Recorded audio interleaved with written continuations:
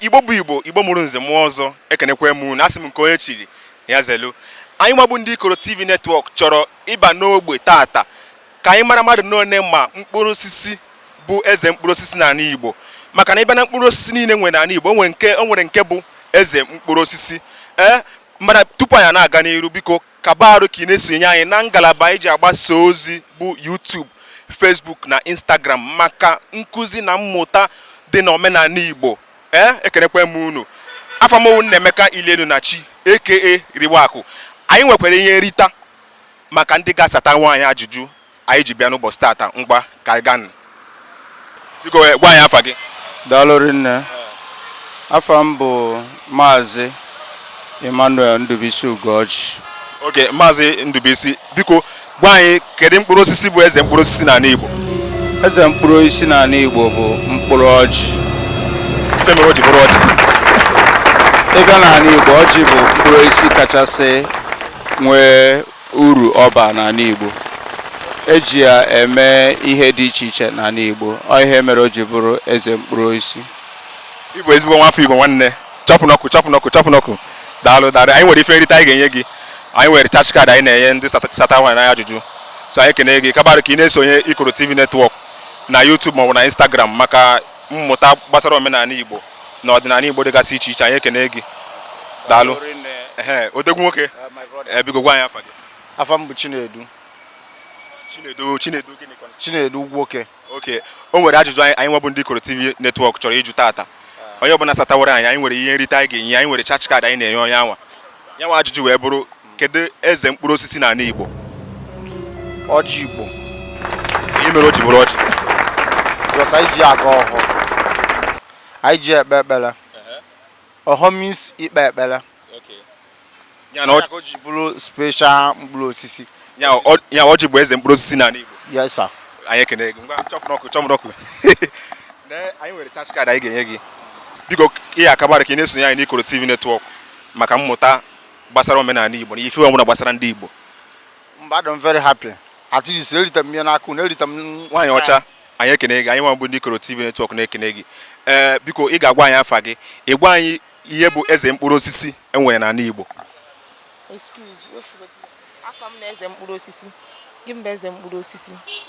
Gwagwere anyị afa gị. Afa m bụ Chinenye Nwankwo Deborah. Okay. Kedu ihe bụ eze mkpụrụ osisi n'ala Igbo? Ime ihe bụ mkpụrụ osisi. Ime ihe bụ mkpụrụ osisi dịka ụdara, mangoro, orange. Kedu nke bụ onwe nke bụ ọga kpatakpata, onwe nke bụ eze mkpụrụ osisi? Amaro m. Ịmaro? Sagodo. Amaro m. Ịmaro? Okay. Sobadro. Mana kabara ka ị na-esonye anyị na Ikoro TV Network ka ị na-amụta ife gbasara omenala Igbo na ife gbasara ndị Igbo. Inugbo? Okay. Daalụ. Odogwu nwoke, kedu? Ndewo. Biko gwa anyị afa gị, ị gwa anyị kedu ihe bụ eze mkpụrụ osisi n'ala Igbo? Oge afọ ahụ Chima, Njọkụ Chima. Eze mkpụrụ osisi n'ala Igbo wụ Gaimas ube. Ube? Kedu ife mere o ji bụrụ ube? Because onye ọbụla enwe onye nọ n'ala Igbo na-ada aracha ube. Ube bụ eze mkpụrụ osisi n'ala Igbo? For mua. Okay. Eze mkpụrụ osisi n'ala Igbo. Okay, ọ dị mma. Ndewo. Daalụ. Nwaanyị ọma, kedu? Ọ dị mma. Biko gwa anyị afa gị, ị gwa anyị kedu eze mkpụrụ osisi enwere n'ala Igbo? Eze mkpụrụ osisi. Ịma ihe bụ mkpụrụ osisi? Mkpụrụ osisi niile dị n'ala Igbo, kedu nke bụ eze mkpụrụ osisi?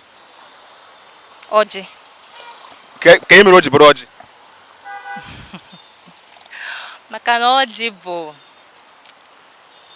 nyanwa ka abịa n'Igbo niile, nyanwa ka ndị Igbo niile maara. More like o nwere ugwu ọjị dị n'ala Igbo. So ya na ọjị bụ eze, ya ọjị bụ ọga kpatakpata na mkpụrụ osisi niile nwere n'ala Igbo. Amaghịkwa m ụbọchị ọ dị m ka ọ nọ ọjị. Nsogbu adịrọ. Odegwu nwoke, biko anyị nwa bụ ndị Ikoro TV Network na-ekene gị. Gwa anyị afa gị. Afa m bụ Mba Onyedika. Mba Onyedika. Okay. Ịbịa na mkpụrụ osisi niile nwere n'ala Igbo, kedu nke bụ eze mkpụrụ osisi? Onwude m. Eze mkpụrụ osisi niile dị n'ala Igbo enwere nke bụ ọga kpatakpata. Nwanne ọjị Igbo. Ka e mere o ji bụrụ ọjị? Ọjị nwere ugwu a na-akwanyere iche.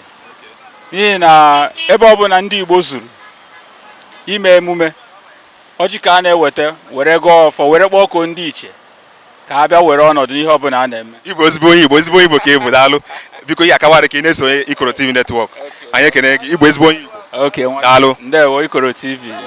odogwu nwoke biko gwa anyị afa gị. Ekenekwa m gị ọmụa bụ Uchechukwu Ikediụwa MC Ekwurekwu ka a na-akpọ m. Okay, Uchechukwu biko gwa anyị kedu mkpụrụ osisi bụ eze mkpụrụ osisi n'ala Igbo ya mkpụrụ osisi niile nwere n'ala Igbo kedu nke bụ eze mkpụrụ osisi? Ọjị na-achị ife mere o ji bụrụ ọjị?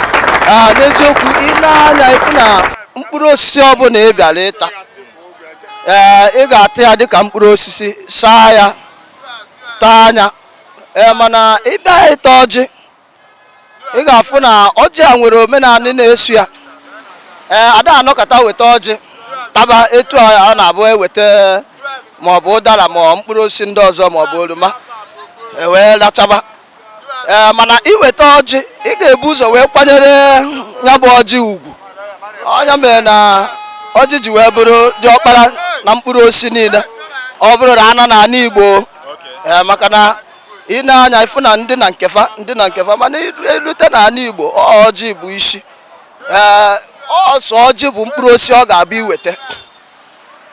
iweta wee na-achọ ka e ga-esi wee mee omenala dị na ya.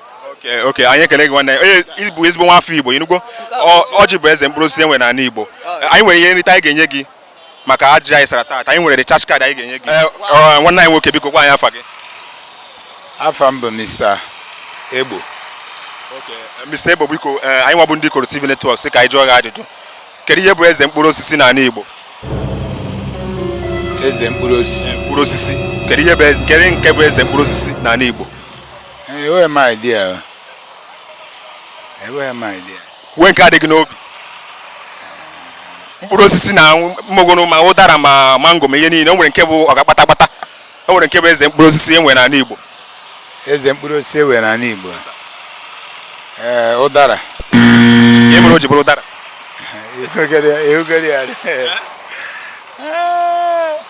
Ihe mere o ji bụrụ ụdara sa? Mba amarọ m ya. Nsogbu adịrọ mana ihe akawarị ka ị na-esonye Ikoro TV Network iwe na-amụta ife gbasara ndị nwanne anyị nwoke biko gwa anyị afa gị. Afa m bụ Ugochukwu Iwu Anyanwụ. O nwere ajụjụ anyị chọrọ iji taata ịsata nwaanyị ajụjụ anyị nwere ihe nrite anyị ga-enye gị anyị ga-enye gị recharge card. Kedu mkpụrụ osisi abịa na mkpụrụ osisi niile nwere n'ala Igbo kedu nke bụ eze mkpụrụ osisi? Eze mkpụrụ osisi bụ ọjị.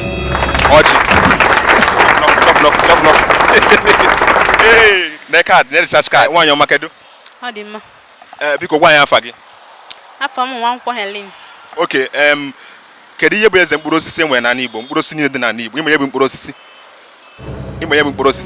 kedu nke bụ eze mkpụrụ osisi n'ala Igbo?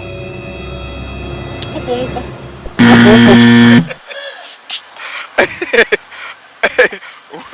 Igbo bụ Igbo mụrụ nze mụọ ọzọ ekene m unu na unu so esonyere anyị n'ụbọchị taata na emume anyị ji wee bịa n'ụbọchị taata gbasatara ife bụ eze mkpụrụ osisi n'ala Igbo unu na-anya nwụ na-afụ na o nwere ndị satanwuru ya nwee ndị na-asataghụrụ ya maka na ọjị bụ eze mkpụrụ osisi ife mere ọjị ji wee bụrụ eze mkpụrụ osisi n'ala Igbo bụ na ọjị ka ndị Igbo ji ekpe ekpere ọjị ka ndị Igbo ji agọ mmụọ ndị Igbo ji ọjị anabata ndị ọbịa ekenekwe m unu biko ka unu kawarụ na-esonye anyị na YouTube na Facebook na Instagram maka mmụta na nkụzi gbasatara omenala Igbo na ọdịnala Igbo ekenekwe m unu aka m bụkwa nwanne unu nwoke bụ Nnaemeka Ilelu na Chi mana o nwere afọ ya abụ itoolu akpa m nganga o nwere afọ ya abụ itoolu abụọ nga ego itoolu mmiri wakụ abụọ nga ego itoolu mmiri wakụ akpa m nganga ekenekwe m unu daalụ.